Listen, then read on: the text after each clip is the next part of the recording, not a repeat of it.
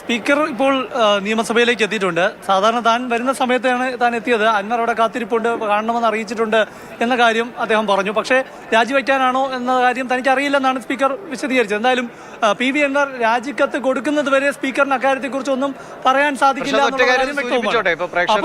ഇപ്പോൾ കാണുന്ന ദൃശ്യങ്ങളിൽ MLA ബോർഡ്, അൻവറിന്റെ വാഹനത്തിലെ MLA ബോർഡ് മറച്ചിട്ടുണ്ട്.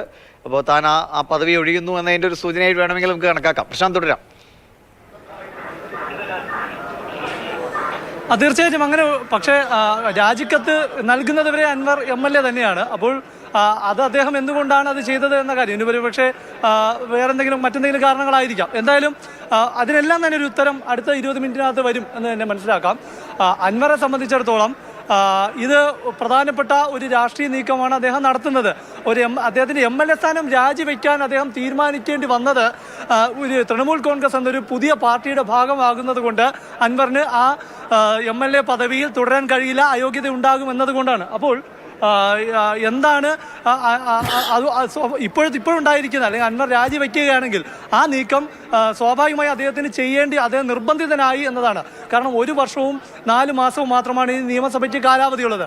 ഈ കാലാവധിക്കുള്ളിൽ ഒരു ഉപതെരഞ്ഞെടുപ്പിലേക്ക് നിലമ്പൂർ മണ്ഡലത്തെ കൊണ്ടെത്തിച്ച അൻവറിന്റെ തീരുമാനം അത് ഏത് രീതിയിലായിരിക്കും വോട്ടർമാർ പ്രതികരിക്കുക എന്നെല്ലാം അറിയാനിരിക്കുകയാണ്.